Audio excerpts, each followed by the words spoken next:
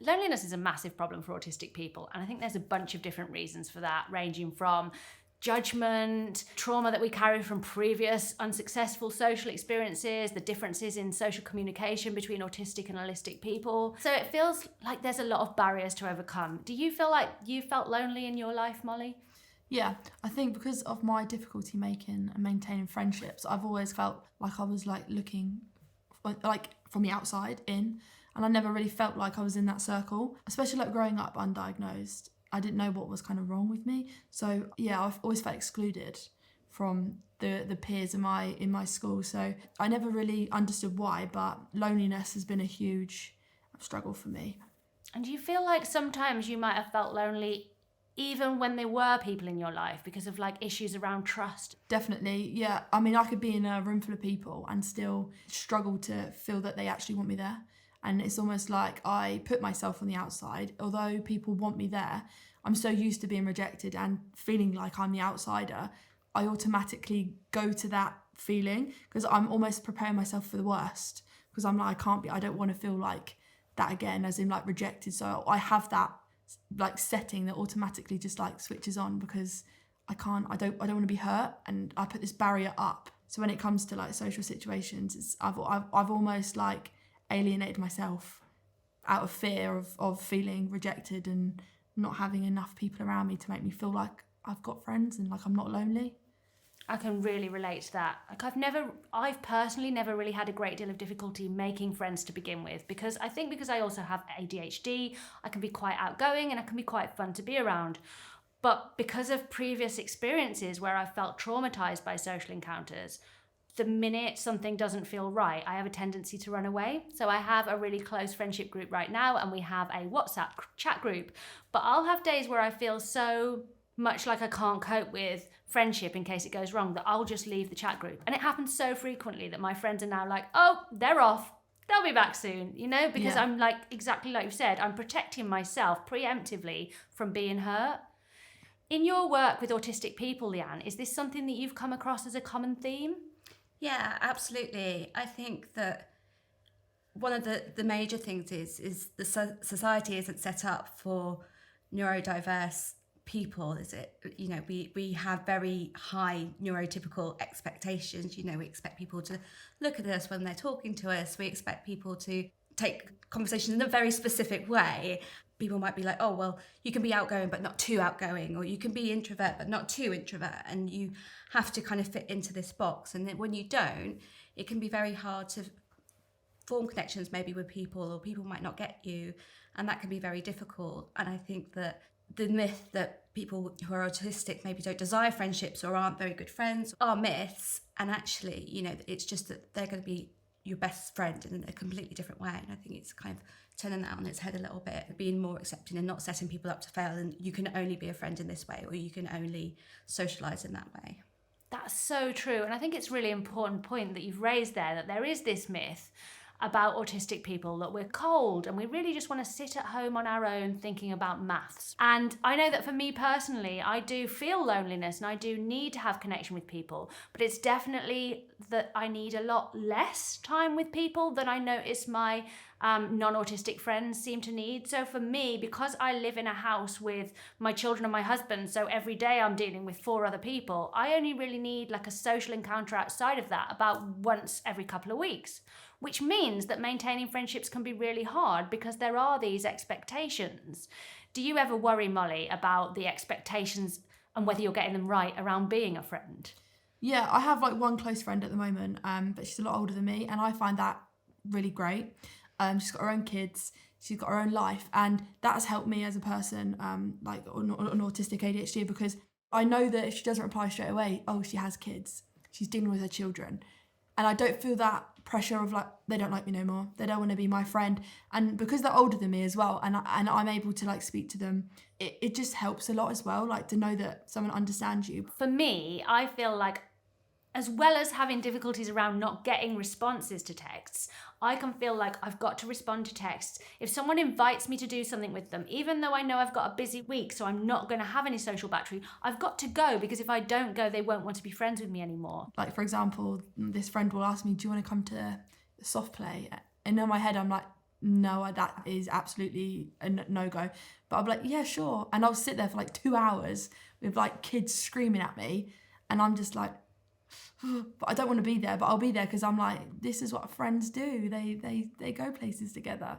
But in my head, I'm like, I do not want to be here. But I do it because friendships are, for me, very difficult to navigate. So as a not autistic person, if your friends need you to reply to a text or want you to do something to help them or want you to go somewhere and you don't want to do it, like what is the expectation? Is it okay to say no? I think it absolutely is okay to say no. If someone turned around to me and said, well, actually that's too noisy and I haven't got capacity, I haven't got the bandwidth for that this week, I'd be cool, absolutely fine. But I think when you're autistic, you are maybe feeling that you have to get everything right all the time, and that's which leads to autistic burnout, right? Which is very exhausting and things like that, you know, you have to double your efforts when you're in these places. So I do absolutely think it's okay to kind of conserve your social battery and say no sometimes, but I absolutely understand why you would feel the need to always say yes and feel like, well, I need to give and take because that's what friendship is. And it's exactly like you've said, if I do that, you can have like this most responsive friend for a month and then I'll burn out and you won't see me for 6 months. Or I can manage this in a way that actually works for me and we can have a more consistent friendship. And I think some of that comes from, I don't know about you, Molly, but when I was growing up, I would watch TV shows and films where people had a best friend, and that best friend would be everything to them, and they would share all their secrets, and they would wear wristbands that were the same, and they would merrily do happy things, and everything would be good. And I genuinely thought that was like a realistic expectation, and that I just needed to find this best friend, and then the best friend story arc would happen, and all would be well, and they would be my best friend forever and ever. I don't know whether I thought I was in an Enid Blyton novel or what, but in reality, that isn't actually true for most people, is it? No. Did you ever feel like you were supposed to have like a best friend? It's never been anything like these Disney shows, you know, it's never been like that.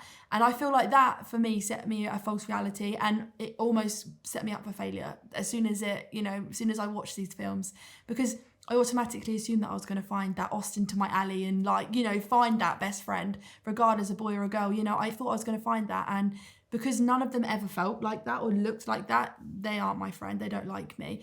Like, I watched all these programs where they just walk in your house and your mum's like, oh, come on in. That doesn't happen. Like, I've never met a friend that can just like jolly into my house.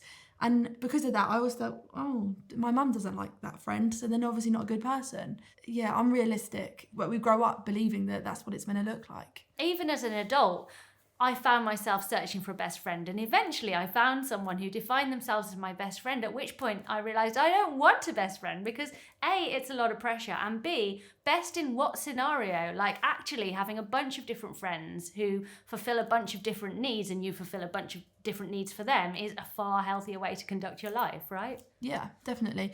And I feel like as you get older, the less bothered you become. Because when you're younger, I feel like it seems like it's the most important thing in the world to be like popular, to have loads of friends. But as you get older, I think it's important anyway to be okay being on your own and to like love being on your own. And although I have the desire to want loads of friends, I actually like to be on my own and I like my own space.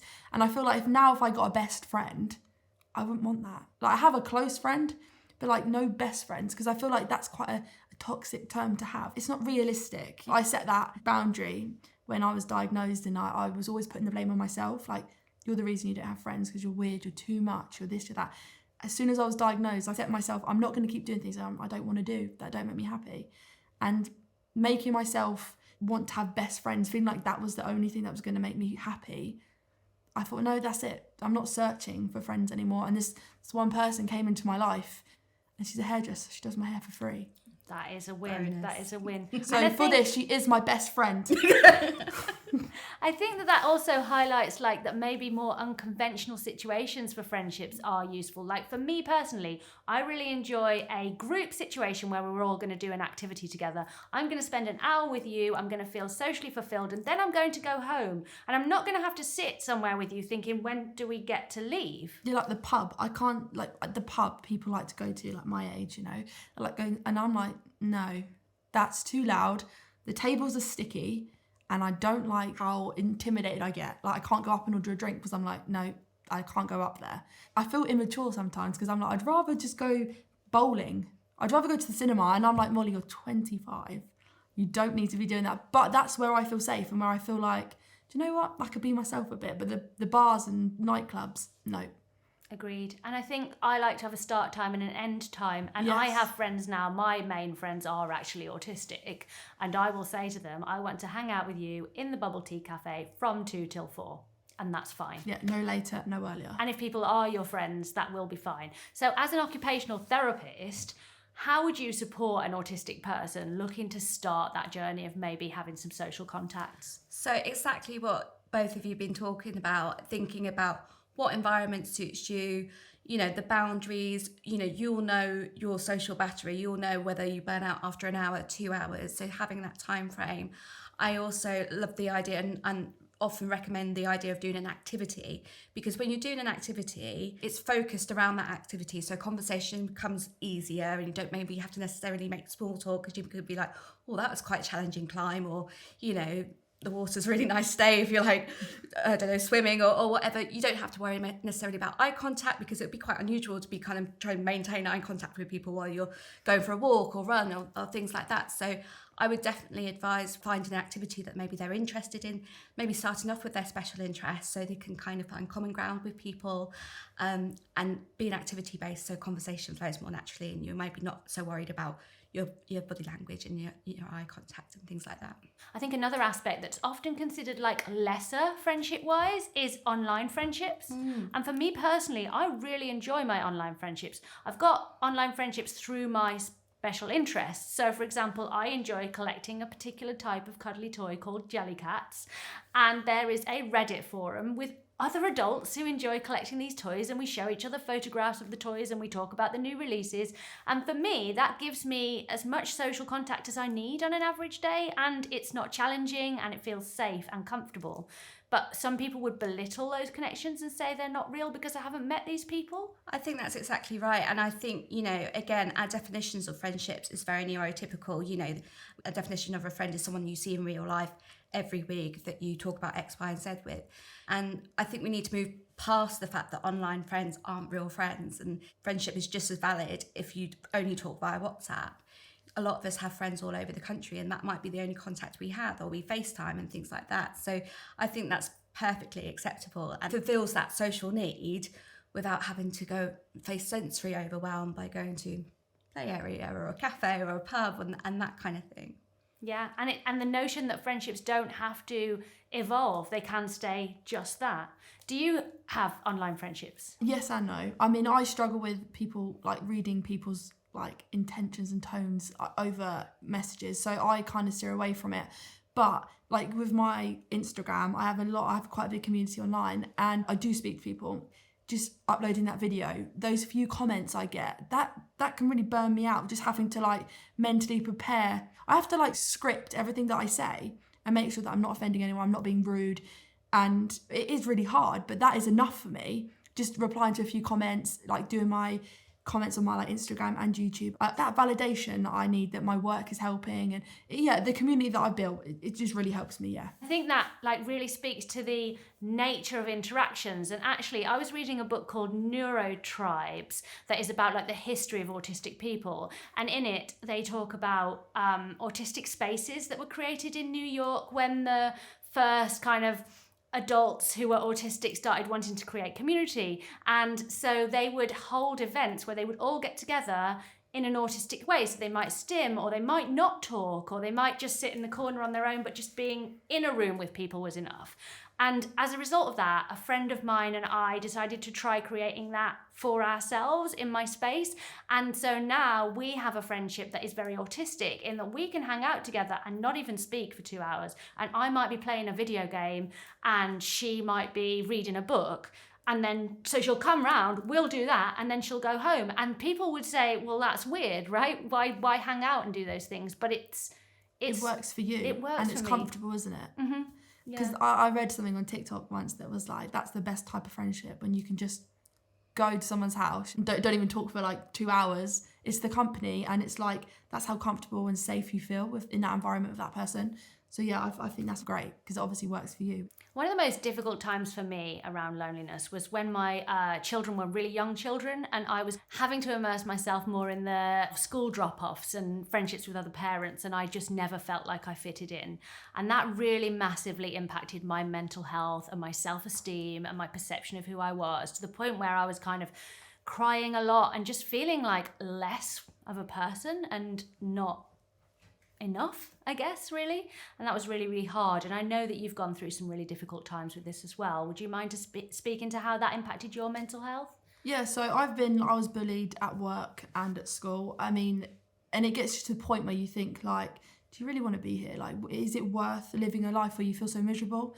As you get older, you kind of get to grips with the reality of life, and you don't see people every day. Not everyone has a best friend, not everyone has this, not everyone has that. The feeling is deep and really intense. And I feel like when I was just diagnosed with ADHD and I didn't know that I was autistic, I went through this grieving stage, because I was just like, this is my fault. You know, I don't know who I am, and how could I possibly make a good friend? I don't even know who I am. I went through this horrible stage, and it is really difficult, because all throughout school, I just desired a friendship, just desired that friendship.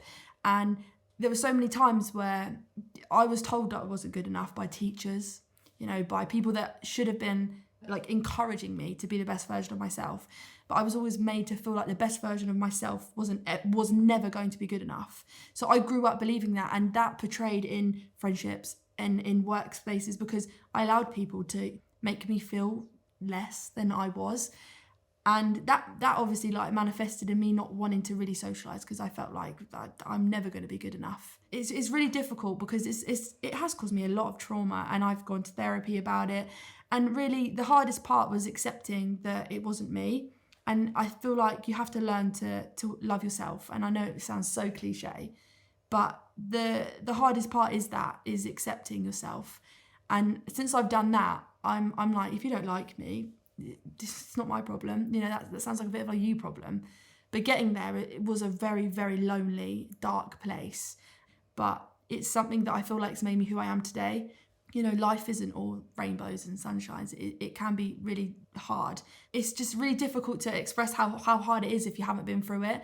So, if anyone is watching this and they're going through it, like, I totally sympathise, and I know how hard it is, but you have to like go through it. And once you get through it, you will realise that those hard times have taught you a lot, a lot about yourself, and you get to know how strong you are.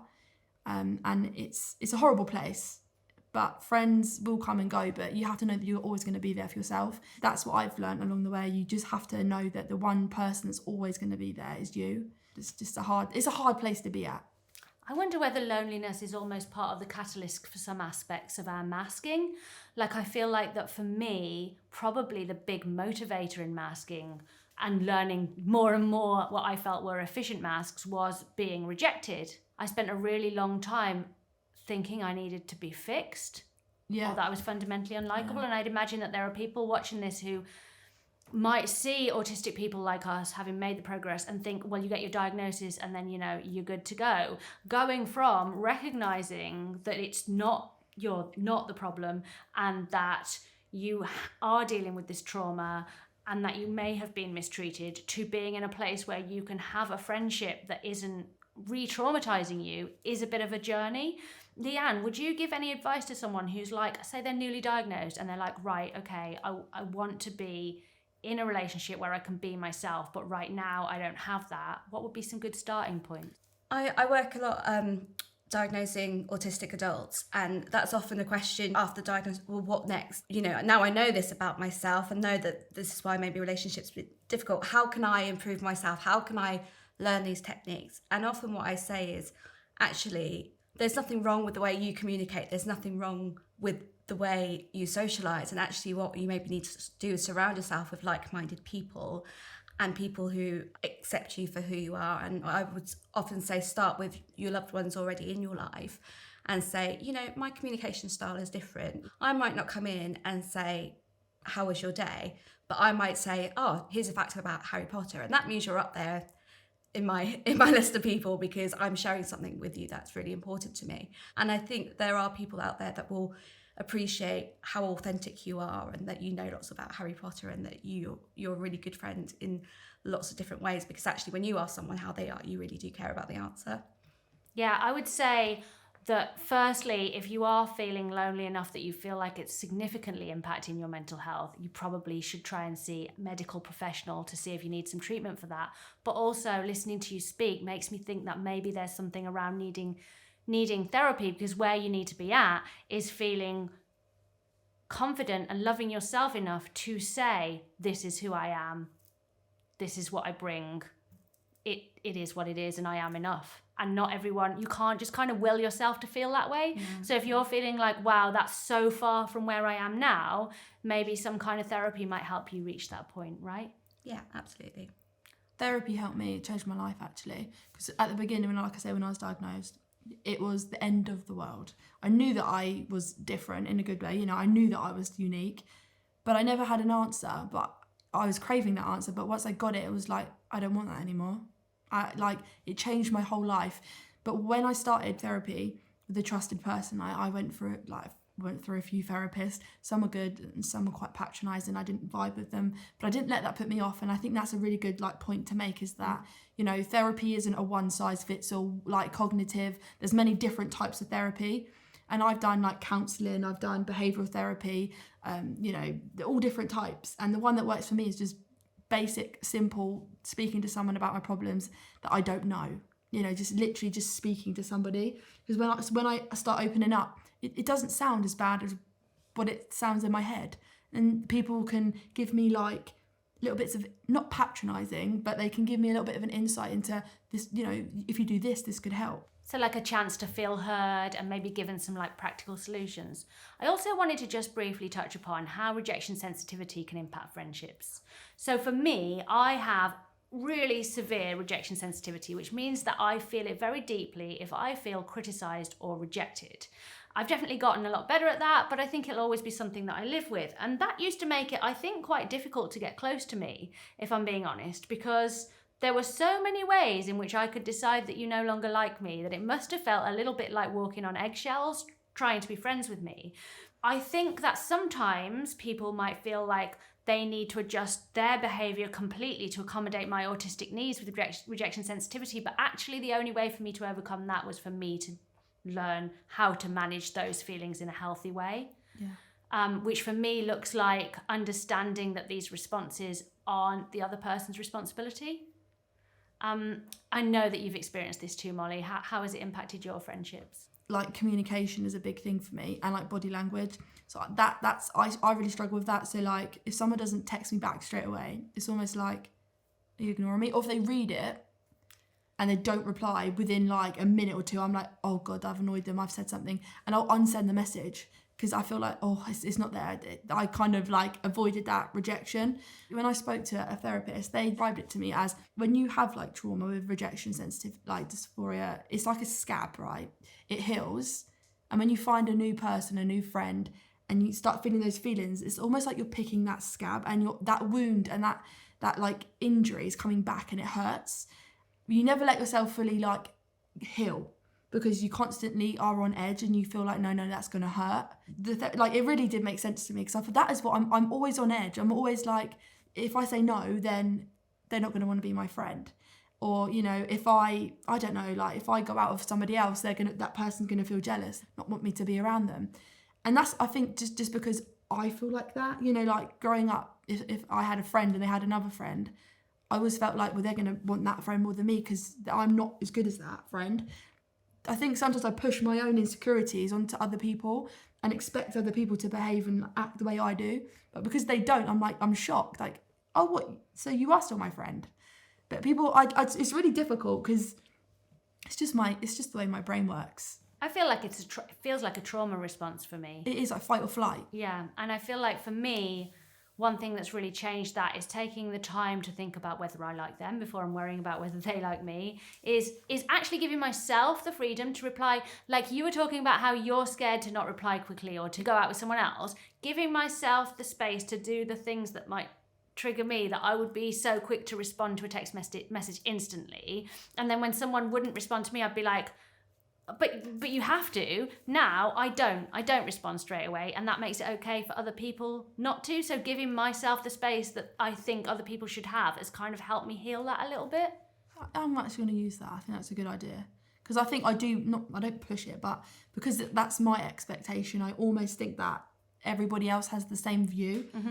Like black and white thinking, like if you don't reply, you don't like me. But actually there's many different reasons. For example, this person has kids, this is my friend, but I sometimes forget that, and I'm like, oh yeah, they do have friends. That kid might be ill, or he might need, I don't know, to be going out for a run or something.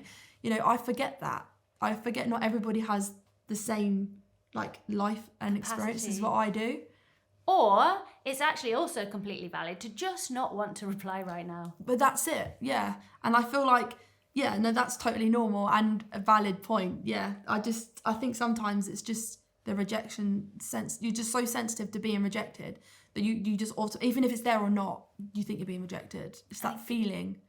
I think it's a kind of hypervigilance in response to past traumas. Would you agree with that? Yeah, absolutely. Hypervigilance, absolutely a reaction to trauma. And I think it's, again, being hyper aware of your own actions. Like you're saying, it's kind of, I'm following the social rules. Why aren't you? I'm replying straight away. Why aren't you? I've been told that I'm supposed to do these things. And again, that black and white thinking, having that rejection in the past, that's where your mind's going to go. It almost becomes like an attachment issue, isn't it? It's because you have this pattern of behaviour that you've been yourself, you've put yourself out there, and then a person's rejected you, or they've broken your trust, they've spoken about you behind your back. So that's where your mind's going to go. And we're always hardwired to focus on the negative, right? So, you won't think about the 100 times that person has texted you back or has told you how much they like you. It'll be that one time where they haven't responded, or, it's like reading social media comments. You might have 100 positive ones, but you'll zone in on that one negative one. And that's a natural reaction. But if you have that past trauma and hypervigilance, it's going to be a lot worse. But the really excellent news that I'm discovering is that if you can just make yourself take long to reply to the texts and consider the nice things that person has done for you, repeatedly make yourself do that, in time it does start to feel more natural. Like we can rewire these pathways, can't we? And start to instinctively react in a different way. It's not quick, it's not easy, and it takes years, but you're not stuck having to feel like that forever. Yeah, you're almost modelling the behaviour for yourself. So you'll be more mindful, aren't you? It's like, well, actually, I'm acknowledging that now isn't a convenient time for me to respond to this text, or I'm not emotionally available to respond to this text. So I'm going to look after myself, and therefore it's perfectly okay when other people do that. And when you practice that, then you can kind of start to assume, they haven't responded, or they've read the text and they probably thought, I need to answer that, but no, right now isn't the time. Yeah. If you found this video helpful, please consider subscribing to the channel, and check out the description box for more information.